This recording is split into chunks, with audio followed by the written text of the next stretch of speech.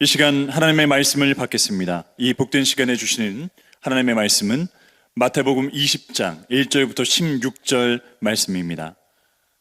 천국은 마치 품꾼을 얻어 포도원에 들여보내려고 이른 아침에 나간 집주인과 같으니 그가 하루 한 데나리온씩 품꾼들과 약속하여 포도원에 들여보내고 또 제3시에 나가보니 장터에 놀고 서 있는 사람들이 또 있는지라 그들에게 이르되 너희도 포도원에 들어가라 내가 너희에게 상당하게 주리라 하니 그들이 가고 제6시와 제9시에 또 나가 그와 같이 하고 제11시에도 나가 보니 서 있는 사람들이 또 있는지라 이르되 너희는 어찌하여 종일토록 놀고 여기 서 있느냐 이르되 우리를 품꾼으로 쓰는 이가 없음이니이다 이르되 너희도 포도원에 들어가라 하니라 저물매 포도원 주인이 청지기에게 이르되 품꾼들을 불러 나중 온 자로부터 시작하여 먼저 온 자까지 삭슬 주라 하니 제11시에 온 자들이 와서 한 데나리온씩을 받거늘 먼저 온 자들이 와서 더 받을 줄 알았더니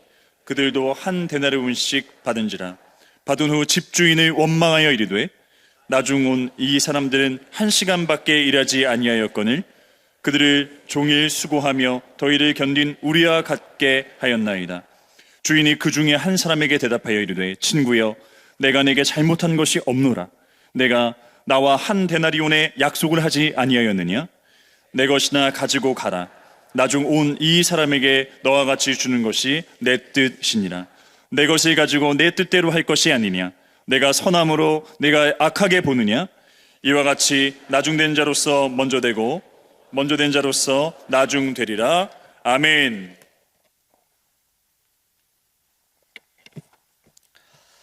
지난 금요일 날 우리 교역자들과 교직원들이 모여서 지난 한가족 수련에 대한 평가를 하였습니다. 우리 성도님들께서 적어주신 그 설문지들을 토대로 또 통계들을 내가지고 어떠한 부분들의 보완을 할 것인지 잘한 점들 여러 가지들을 우리가 상의하고 마무리하는 시간을 가졌습니다. 이 평가 시간을 마치고 우리 교육자들과 또 교직원들이 함께 식사하는 식사의 교제를 나눌 수 있는 또 자리를 마련해 주셔서 우리가 또 닭백숙을 먹으러 이제 갔습니다. 굉장히 무더웠거든요. 날씨가 무더워서 이제 차를 타고 이동을 하는데 이제 우리 교육자 수도 많고 또 교직원도 있기 때문에 우리 스타리아 우리 교회 차량으로는 부족해서 제 차를 끌고 몇몇의 교육자분들을 모시고 식당으로 이동을 하였습니다. 날씨가 무더운 관계로 에어컨을 최대한으로 틀어놓고 이동을 하였습니다. 몸보심을 위해서 이제 닭백숙을 다 먹고 나왔는데 뜨겁게 달궈진 그 차량에 이제 에어컨을 강하게 틀어도 그렇게 시원한 느낌이 들지 않는 것입니다. 그래서 저는 이제 교육자들이 땀을 뻘뻘 흘리면서 부채질을 하면서 차가 이상한 거 아니냐, 에어컨에 가스를 더 넣어야 된다 이런 이야기를 하더라고요. 그래서 저는 이제 이렇게 변명했습니다. 제 차가 검정색 카니발이거든요. 이해할 게 아니라 이제 제 아이들이 4명인지라 어쩔 수 없이 이제 다 타야 되니까 검정색 카니발을 타고 다닙니다. 이제 검정색 카니발이라서 차가 검다 보니까 이제 햇볕을 많이 흡수하다 보니까 이렇게 빨리 식지 않는 것 같다. 조금만 기다려 봐라. 이렇게 하고 이제 에어컨을 최대한 틀어주고 출발하였습니다. 그런데 시간이 지나도 에어컨 바람의 시원한 감이 전혀 들지 않는 것입니다.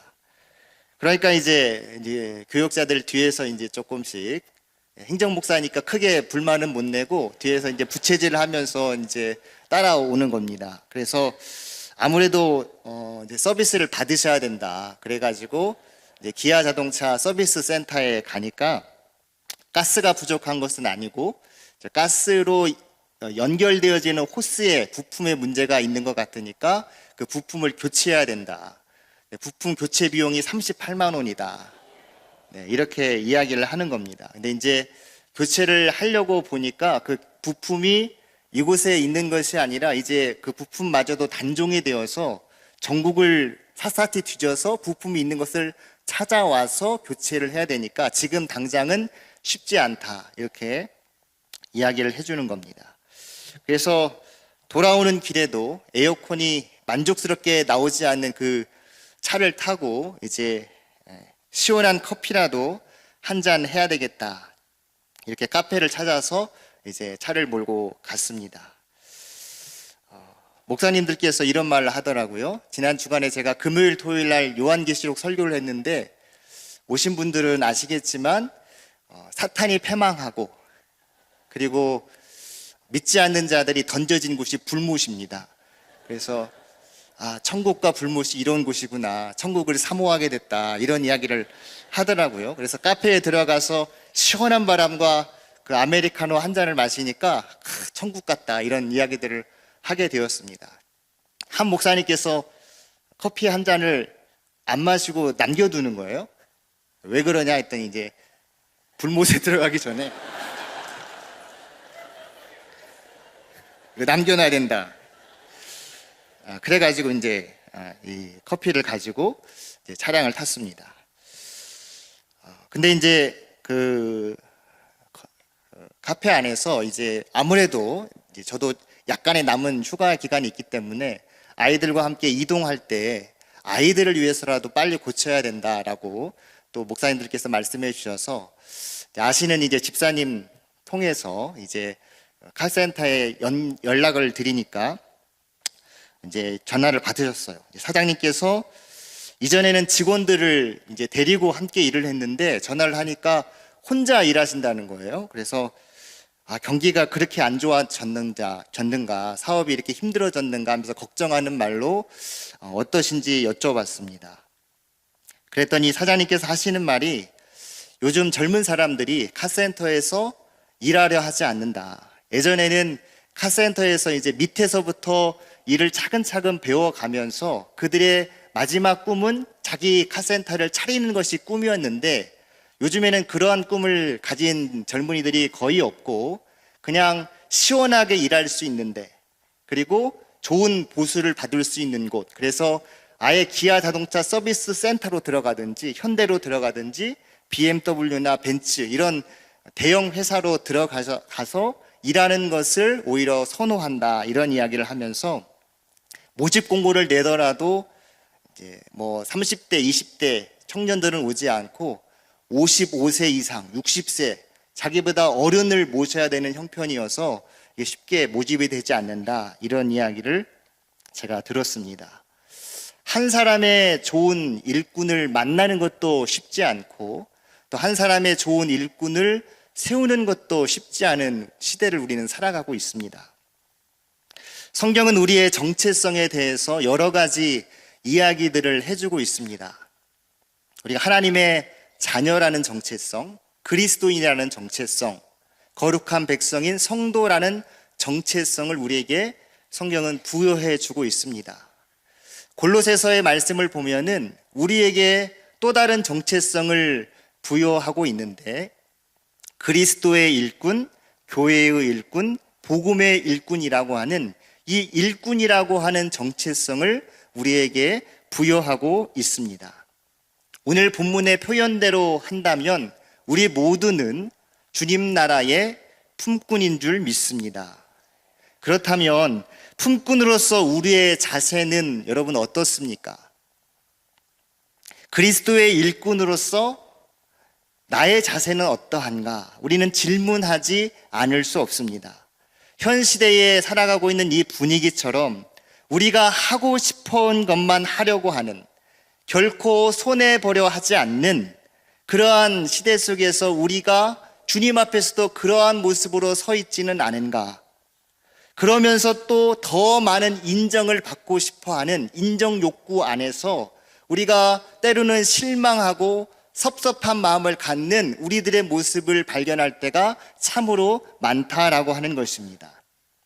오늘 예수님의 비유의 말씀을 통해서 우리는 품꾼된 자세에 대해서 우리의 자세들을 한번 점검해 봤으면 좋겠고, 그 비유 안에서 우리 주님께서 말씀하시고 계시는 천국의 원리에 대해서 우리가 한 번 더 생각해 볼 수 있었으면 좋겠습니다. 오늘 본문은 포도원 품꾼의 비유로 우리에게 잘 알려져 있는 말씀입니다.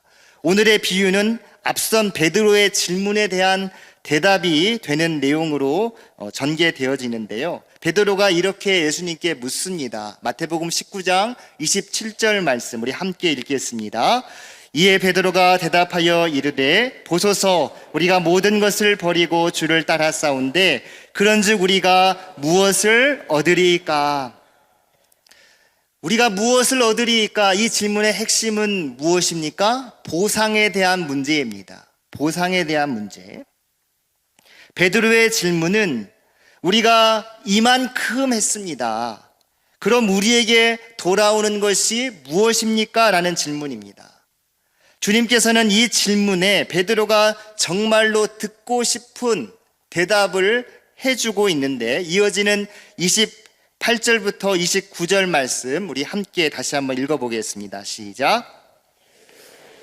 내가 진실로 너희에게 이르노니 세상에 새롭게 되어 인자가 자기의 영광의 보좌에 앉을 때에 나를 따르는 너희도 12보좌에 앉아 이스라엘 12지파를 심판하리라. 또 내 이름을 위하여 집이나 형제나 자매나 부모나 자식이나 전토를 벌인 자마다 여러 배를 받고 또 영생을 상속하리라. 아멘. 여기까지는 정말 모두에게 흡족한 주님의 대답이었습니다. 와, 주님께서 정권만 잡을 수 있다면 세상은 개벽할 것이고 주님께서 영광의 보좌에 앉기만 한다면 우리 역시 12보좌에 앉아서 12지파를 다스릴 수 있는 12지파를 심판할 수 있는 그 높은 자리에 우리 모두가 설 수 있겠구나. 우리가 포기한 것 우리 주님께서 알고 계시는구나. 그래서 우리가 포기한 것에 여러 배 더 많은 것으로 보상해 주시겠구나. 또한 영생을 상속받는 그러한 말까지 주님께서 해주시는구나. 아, 너무 땡큐. 베드로는 물론이고 옆에 있는 모든 제자들이 흡족한 대답을 우리 주님께서 해주셨습니다. 그런데 주님께서 그 대답 말미에 단서를 붙이고 계시는데 우리 함께 30절 말씀 함께 보겠습니다. 그러나 먼저 된 자로서 나중되고 나중된 자로서 먼저 될 자가 많으니라. 우리 주님께서는 우리의 마음의 중심을 꿰뚫어 보시는 분이십니다. 사람들은 속으로는 그렇게 생각하지 않지만 겉으로는 아닌 척, 괜찮은 척 이렇게 내색하지 않고 자신의 내면의 동기를 숨길 수 있는 말의 가면, 표정의 가면들을 쓰고 연기하는 사람들이 참으로 많이 있습니다. 그래서 이런 말이 있죠. 10길 물속은 알아도 한 길 사람 속은 모른다라고 하는 속담이 있습니다. 사람의 마음을 아는 것은 쉽지 않아요. 하지만 우리 주님께서는 우리 내면의 중심, 우리의 마음의 의도, 어떠한 생각을 갖고 어떠한 말을 하는지에 대해서 우리 주님은 우리 자신들을 너무나도 잘 알고 계십니다.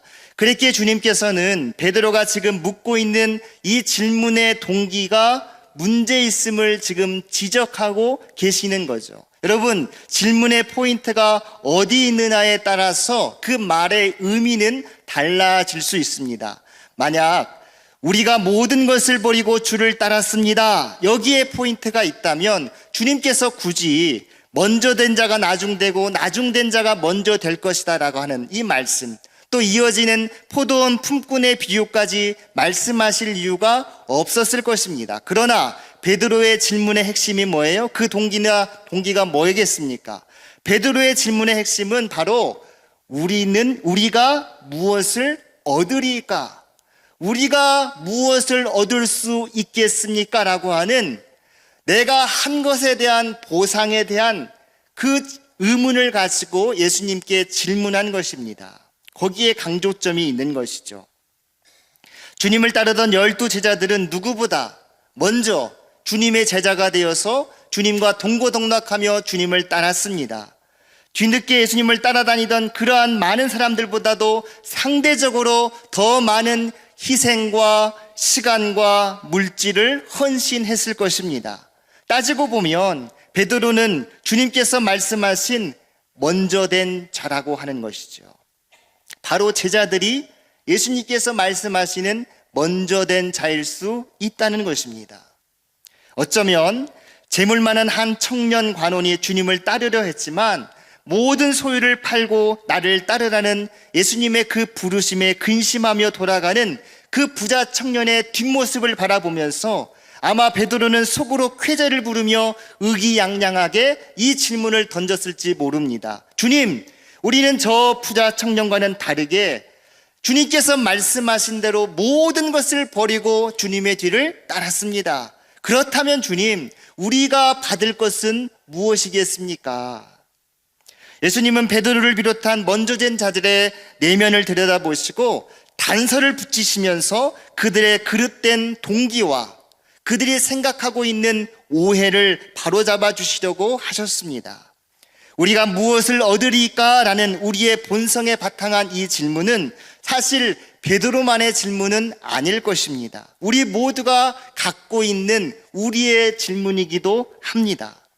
이처럼 주를 위해서 수고하였는데, 이처럼 주님의 몸된 교회를 위하여 봉사하였는데, 이처럼 주님을 위해서 내가 헌신하고 물질을 드렸는데 장차 내게 주실 복은 무엇일까요? 장차 내가 받을 보상은 무엇이겠습니까?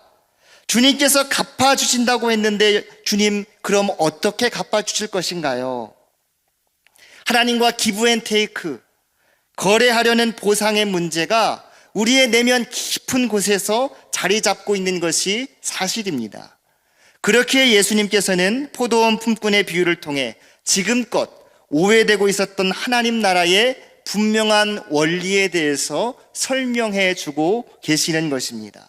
오늘 본문은 천국은 마치라는 표현을 통하여 그 메시지를 시작하고 있습니다. 우리 1절 말씀 우리 함께 봉독하겠습니다. 천국은 마치 품꾼을 얻어 포도원에 들여보내려고 이른 아침에 나간 집 주인과 같으니, 어떠한 포도원 집 주인이 이른 아침에 나가서 하루에 한 데나리온의 품삯을 약속하고 품꾼들을 자신의 포도원에 들여보냅니다. 그런데 그 주인은 한 번 품꾼들을 부르고 그친 것이 아니었습니다. 당시 하루 노동 시간이 해가 뜨는 아침 6시부터 해가 저무는 저녁 6시까지, 이것을 그들의 노동 시간으로 보았는데 집주인은 유대인들의 시간으로 제3시, 즉 오전 9시가 되어서 장터에 한 번 더 나아가 본 것입니다. 장터에 나가 보니까 그곳에서 놀고 서 있는 사람들, 공동 번역 성경에서는 이 놀고 서 있는 사람들을 향하여서 할 일이 없어 서 있는 사람들로 번역하고 있습니다. 이들을 주인이 다시 품꾼으로 부르는 것입니다. 그들을 향하여 일을 청하는 포도원 주인은 그 품삯에 대하여 구체적으로 언급하지 않고 다만 상당하게 줄 것이다 라고 표현합니다. 이 상당하게 라고 하는 이 표현, 애매하지만 공동 번역에서는 이것이 일할 만큼이라고 표현되어 있고 헬라어 성경에서는 공정한 품삯으로 번역될 수 있습니다.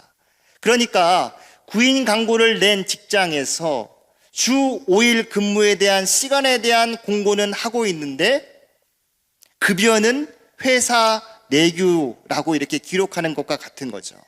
애매하게 급여에 관해 언급했지만 일을 하고 싶어서 장터를 떠날 수 없었던 그들에게는 품삯이 얼마인지, 내가 얼마를 받아야 하는지에 대해서는 크게 중요하게 생각하지 않았습니다.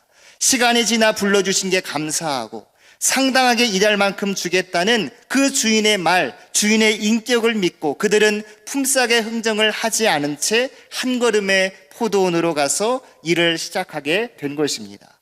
이어서 집주인의 추가 구인은 여기서 끝나지 않고 계속되었습니다. 정오 12시에도 오후 3시에도 같은 방법으로 일자리를 주었고 그들 역시 이전의 사람들과 같이 품삯의 흥정 없이 포도원에 들어가 일을 시작합니다. 성경은 여전한 그 이유에 대해서 밝히지 않은 채 집주인은 하루 일과 마감 1시간 전인 오후 5시가 되어서도 다시 장터로 나와서 품꾼을 발견하고 그들을 부르는 모습을 성경은 기록해주고 있습니다. 주인에게 있어서 그 포도원이 엄청 커가지고 그만큼 일이 많아가지고 한 명이라도 더 일꾼들을 데려와야 되겠다, 이러한 필요에 의해서라기보다는 그들에게 뭔가 자비를 베풀어주고 은혜를 베풀고자 하는 주인의 마음이 훨씬 더 컸으리라 생각합니다. 그래서 집주인은 여전히 서 있는 그들을 향하여 묻습니다. 너희는 어찌하여 종일토록 놀고 여기 서 있느냐? 그들은 마냥 놀고 있었던 게 아니었습니다. 일거리가 너무나도 절실했던 그들은 종일토록 누군가 자신을 불러줄 것을 기대하면서 그 장터, 그 광장에서 그 자리를 지키며 기다리고 있었던 것이죠. 하염없이 서 있는 것 쉽지 않습니다. 뒤에 언급된 말씀을 보면 처음부터 일을 시작한 한 사람이 더운 날씨에 일한 자신들과 품삯을 동일하게 주었다고 불평하는 내용이 나오는데요. 그 내용으로 봐서 장터에서 오후 5시까지 하염없이 더운 날씨에 주인을 기다리는 이들의 수고 역시 만만치 않았으리라 생각합니다. 아마 하루 품삯에 해당하는 한 데나리온의 16분의 1, 한 아사리온이라도, 아니 2 아사리온이라도 그 품삯을 받을 수만 있다면 그 마음이 얼마나 간절했는지 그들은 그 자리를 떠나지 못한 채 푸념 섞인 어조로 주인의 질문에 이렇게 대답합니다. 우리를 품꾼으로 쓰고 있는 이가 없음이니이다. 그러자 자비로운 집주인은 다시 한번 그들을 향해서 품삯에 대한 어떠한 언급도 없이 포도원으로 들어가라 말하였고, 그들 또한 품삯에 대한 확언도 없이 포도원으로 향하게 됩니다. 그렇게 하루 해가 저물고 모든 일을 마치는 시간이 되었습니다. 주인이 청지기를 불러서 이제는 역순으로 나중에 온 자부터 시작해서 먼저 온 자까지 그 값을 지불하라 명령합니다. 오후 5시가 되어서 가장 늦게 들어온 사람 얼마를 받습니까? 한 데나리온을 받게 됩니다. 사람들은 주인이 베풀어진 이 놀라운 호의에 대해서 감탄하면서 주인을 칭찬하기 시작합니다. 그러자 먼저 온 품꾼들은 이렇게 생각하는 거죠. 난 하루 종일 일했으니까 더 많이 받을 수 있을 거야. 당연히 주인이 더 주겠지. 보너스를 더 얹어주겠지. 이렇게 생각했습니다. 그런데 그들도 역시 한 데나리온씩만 받게 되자 주인의 결산이 부당하다고 주인을 원망하며 주인을 향하여 투덜댑니다. 나중 온 이 사람들이 1시간밖에 일하지도 않았는데 종일 수고하며 더위를 견딘 우리와 어떻게 똑같이 대할 수 있겠습니까? 사실 12시간 동안 힘들게 일하면서 더위를 견딘 이 품꾼들이 1시간가량밖에 일하지 아니한 이 품꾼들과 똑같은 대접을 받는 것은 부당한 것처럼 보이고 불평할 만한 모습입니다. 어떻게 생각하면 먼저 온 품꾼들의 시기와 불평 또는 원망이 당연한 듯 보입니다. 하지만 주인은 이들의 불평을 인정하지 않고 품꾼들의 항의에 주인은 나와 답변합니다. 13절부터 15절 말씀을 보시면 주인의 답변이 나오는데 이 대답을 요약하면 3가지 측면의 답변을 우리가 찾아볼 수 있습니다. 첫 번째는 뭐냐? 이른 아침부터 온 품꾼들에게 처음부터 약속한 것은 얼마였다? 한 데나리온이었다는 것이죠. 두 번째는 나중 온 이 사람들에게 한 데나리온을 주는 것이 바로 주인의 뜻, 주인의 마음, 주인의 선택이라는 것입니다. 세 번째는 이와 같은 주인의 선한 마음에 1시간을 일한 사람까지 은혜로운 임금을 베푼 것을 가지고 너희들이 나를 향하여 악하다고 말할 수 없다는 것입니다. 포도원의 주인은 분명 어떤 사람들에게는 굉장히 과분한 품삯을 지불함으로써 은혜와 자비를 베풀었습니다. 하지만 주인이 지불하는 품삯은 온종일 일한 사람들에게도 잘못한 것이 결코 아니었다는 것이죠.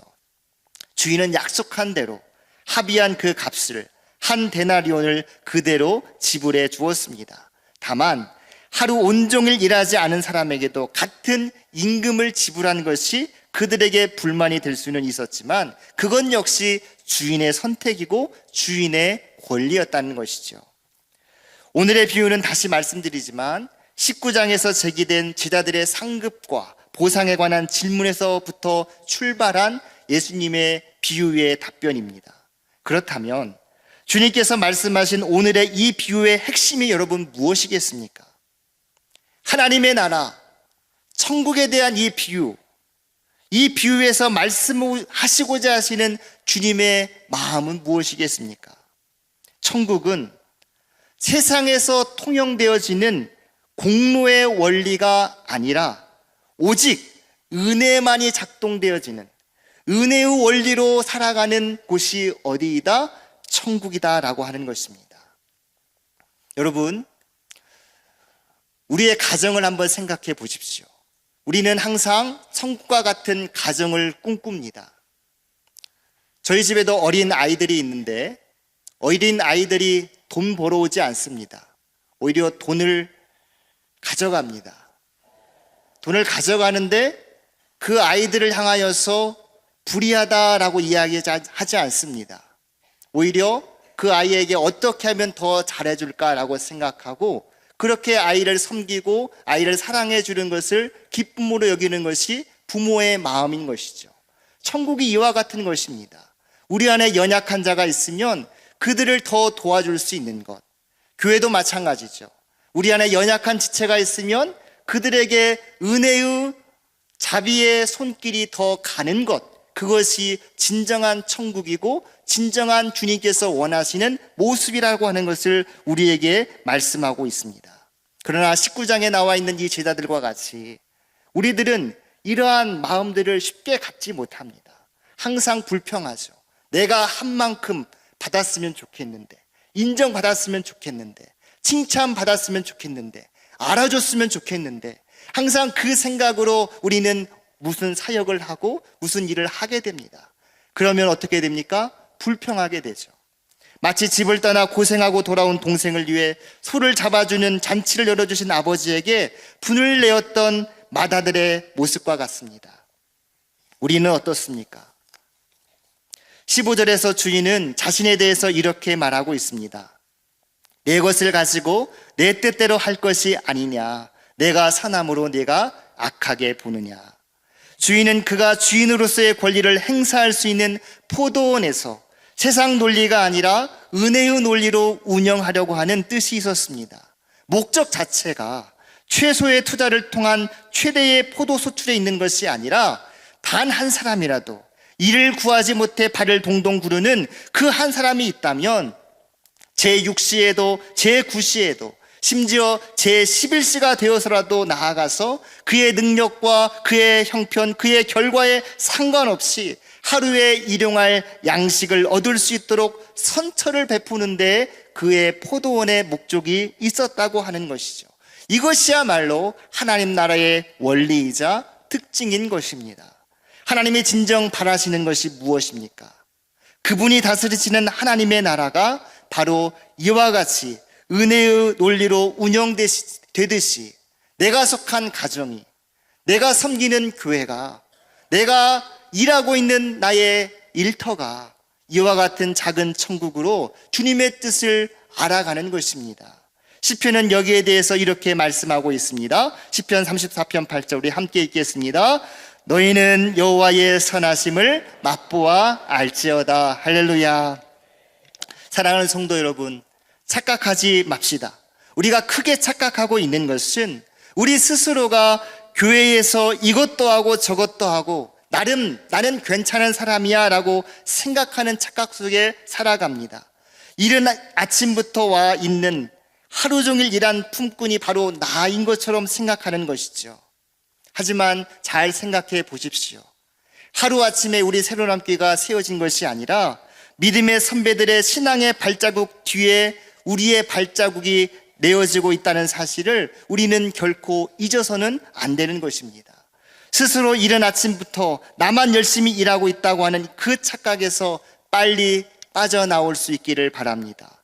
이제는 우리의 공로를 내려놓고 오히려 느지막이 아무도 찾지 않는 우리를 불러주신 그 시장터로 손수 나와주신 우리 주님 앞에 겸손하게 나아갈 수 있는 저와 여러분이 될 수 있기를 바랍니다.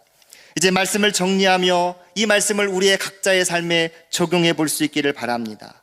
여기서 우리가 잊지 말아야 할 중요한 논점, 저는 크게 두 가지라고 생각합니다. 첫 번째는 내가 바로 주님의 은혜로 부름받은 자라는 사실을 기억하자라고 하는 것입니다.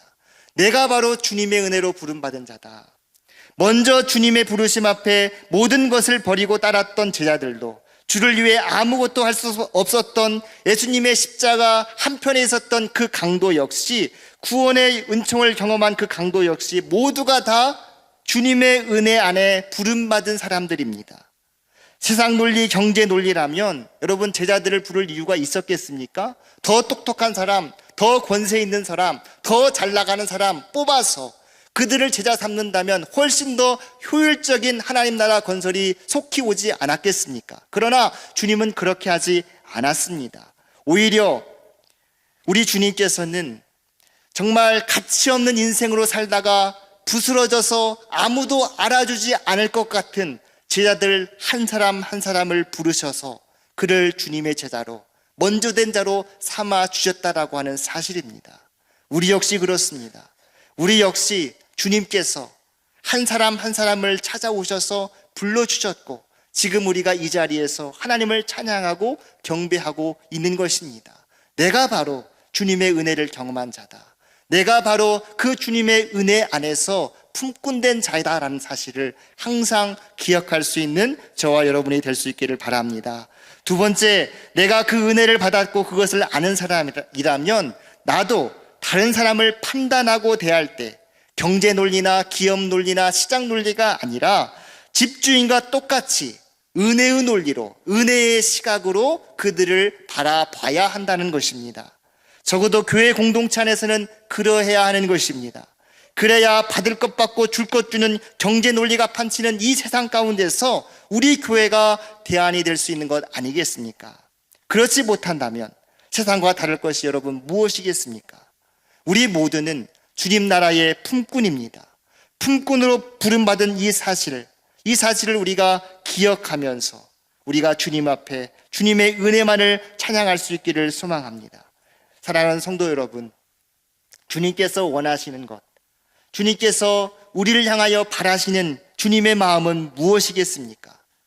늦은 시각 일할 곳을 찾지 못해 서성인 품꾼들을 사랑함으로 그들을 부르시고 동일한 품삯을 주셨던 자비롭고 은혜로운 마음을 우리 역시 갖기를 주님 원하시는 것입니다. 그러므로 이제 우리가 쓰고 있었던 우리의 세상의 안경들을 잠시 벗어두셔야 할 것입니다. 이제는 그 안경을 바꿔 써야 하는 것입니다.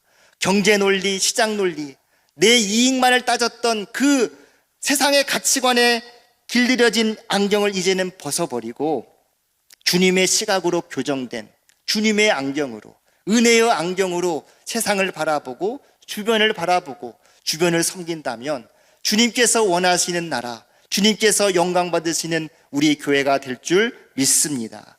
그리고 우리는 주님 앞에 이렇게 찬양으로 고백해야 할 것입니다. 시편 107편 1절 우리 함께 읽겠습니다.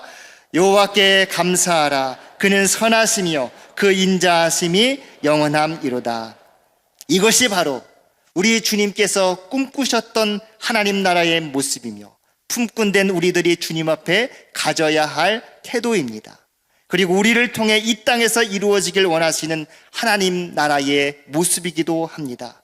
그러므로 여기 있는 우리 모두 먼저 된 자이건 나중된 자이건 예외 없이 한없는 하나님의 은혜를 잊고 살아가는 저와 여러분들, 오늘 이 말씀을 기억하고 우리 모두가 품꾼이고 우리 모두가 주님의 은혜로 부름받은 자임을 기억하고 주님이 주신 은혜의 안경으로 세상을 바라보면서 서로 섬기며 사랑하며 예수님의 참된 제자로서 이 땅 가운데 승리할 수 있기를 주의 이름으로 축원드립니다.